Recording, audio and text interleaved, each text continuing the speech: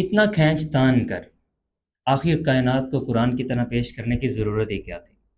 جب ہمارے پاس ایک قرآن موجود ہے اور مسلم ہے، محفوظ ہے، تو اس کے ہوتے ہوئے کسی دوسری چیز کے مطالعے کی آخر کیا ضرورت آن پڑی؟ آئیے قرآن ہی سے سنتے ہیں۔ آپ جانتے ہیں مالک کائنات نے اس قرآن الحکیم میں ایک سے زائد مرتبہ ترغیب دلائی ہے کہ آپ کائنات کی طرف توجہ کیجیے، آپ اس کائنات کا مطالعہ کیجیے۔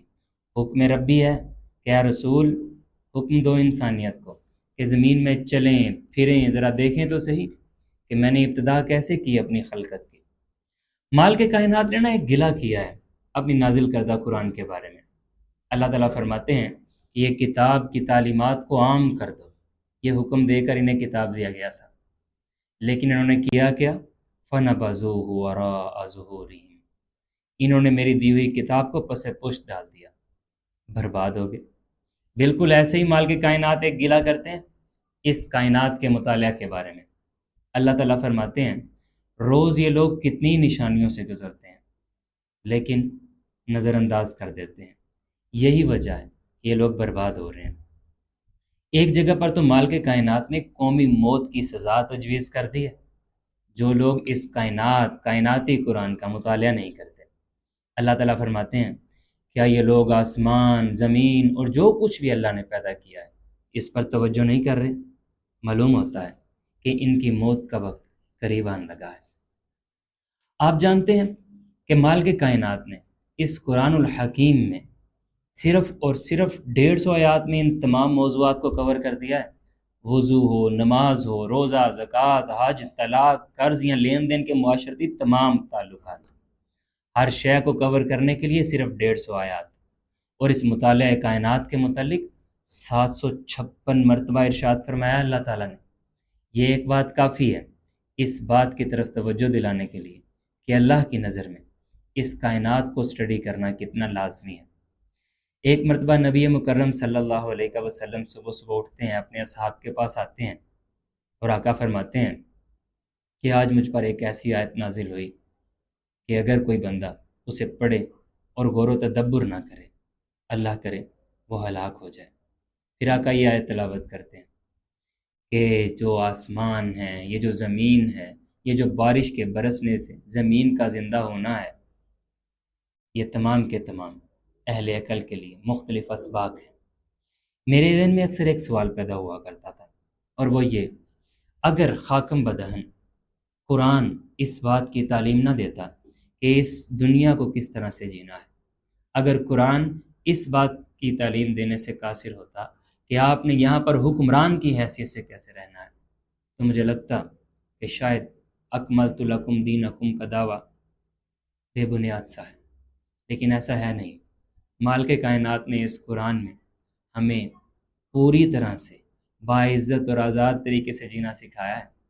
اہل مغرب آج دیکھیے لوہے کو، تانبے کو، بارود کو، خزائن ارض کو، ہوا کو، خلا کو، بادلوں کو، اس حرارت کی، اس روشنی کی، تمام تر قوتوں کو استعمال کر رہے ہیں، لیکن مسلمان کیا کر رہے ہیں؟ فقط اور فقط محو تماشا ہیں۔ آپ ذرا غور تو کیجئے، سارے حکم تو ہمارے لیے تھے کہ ذرا غور تو کرو، پہاڑوں میں سفید، سرخ، سیاہ الگ الگ پتھر کیوں ہیں؟ ذرا سوچو تو صحیح، انسان ہوں، چوپائے ہوں یا مویشی، یہ مختلف مختلف رنگوں میں کیوں نظر آتے ہیں؟ پھر اللہ تعالیٰ فرماتے ہیں یاد رکھو جو یہ راز جان لیں گے اللہ کی خشیت صرف انہی کے حصے میں آئے گی، یعنی کہ اللہ کی خشیت کا حصہ فقط اور فقط عالمین کے لیے ہے، علم رکھنے والوں کے لیے ہے۔ میرا آپ سے ایک سوال ہے، اگر کسی بندے نے ہیملیٹ، میکبیتھ، رومیو اینڈ جولیٹ کا مطالعہ نہیں کیا، کیا وہ بندہ شیکسپیئر کو جان سکتا ہے؟ چلیں ایک اور مثال لیجئے، اگر کسی بندے نے بانگ درا، بال جبریل، ضرب کلیم یا ارمغان حجاز نہیں پڑھی، کیا وہ صحیح معنوں میں اقبال کی تعریف کر سکتا ہے؟ اگر کسی نے الشفاء اور القانون فی الطب کا مطالعہ نہیں کیا، ابن سینا کا معترف وہ کیسے ہو سکتا ہے؟ کوئی گلستان اور بوستان پڑھنے کے بغیر سعدی کو جاننے کا دعویٰ کر سکتا ہے؟ بالکل نہیں۔ یعنی پتہ چلا تصنیفات مصنف کی پہچان کرواتی ہیں۔ اللہ تعالیٰ کی بھی دو تصنیفات ہیں، ایک قرآن جو آپ کے ہاتھ میں ہے، اور ایک یہ کائنات جو آپ کے سامنے موجود ہے۔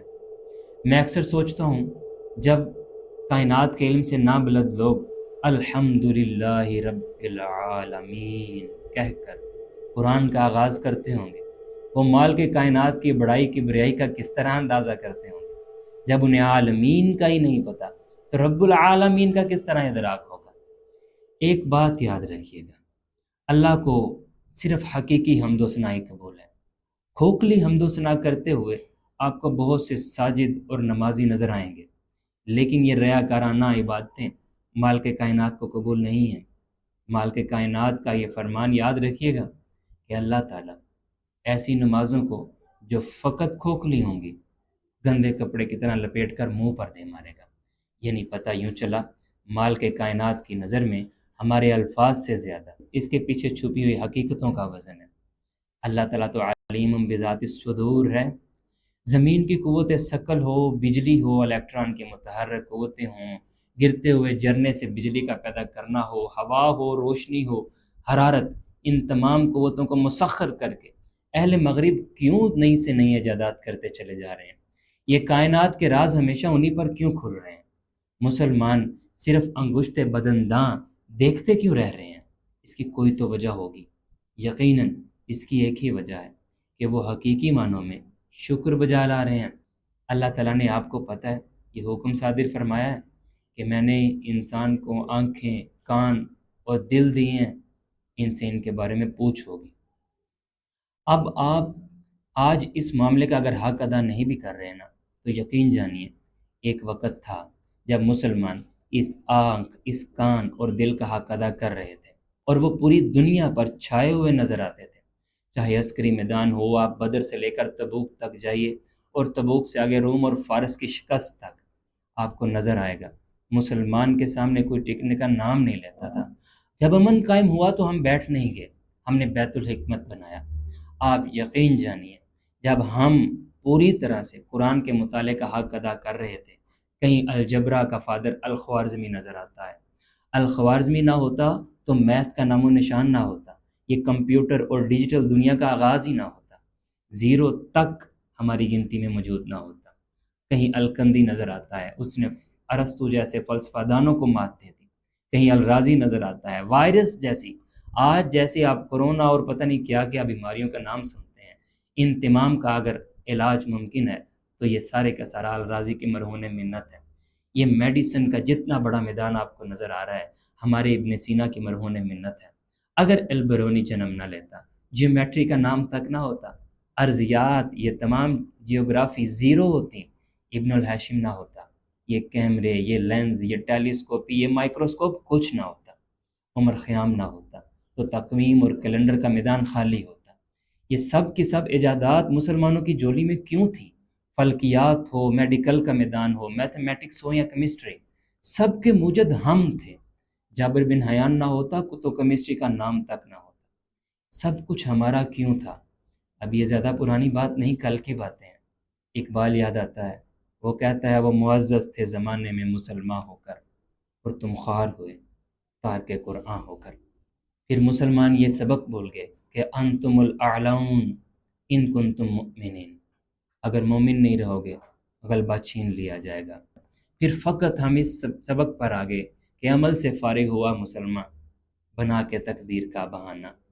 آج آپ غور کیجئے، اے آئی کا، آرٹیفیشل انٹیلیجنس کا میدان ہو جس کے نچلے درجے پر آپ کو چیٹ جی پی ٹی، کو پائلٹ، جیمینائی اور ڈیپ سیک جیسی طرح طرح کی بلائیں نظر آتی ہیں۔ آپ جینیٹک انجینئرنگ دیکھیے، C R I S P R, bionic limbs یا کچھ بھی۔ آپ نینو ٹیکنالوجی میں ڈیٹیکٹر اور میڈیسن دیکھیے، بلاک چین دیکھیے، کرپٹو کی ایجاد کیا ہم نے کی ہے، ان سینٹرلائز کرنسی کو رائج کر دیا۔ آپ روبوٹکس دیکھیے، آئی او ٹی دیکھیے، کوانٹم کمپیوٹنگ دیکھیے۔ آج کے دور میں جتنی ایجادات ہو رہی ہیں، عسکری میدان ہو یا سائنسی، اہل مغرب ہی نظر آ رہے ہیں، مسلمانوں تک کہیں پر نام و نشان تک نہیں ہے۔ یقین جانیے دنیا میں عزت و بلندی اور آزادی اسی کا مقدر ہے جو صحیح معنوں میں مؤمن ہے، اور مومن کہتے ہیں جو مال کے کائنات کے قوانین پر بھروسہ کرتا ہے۔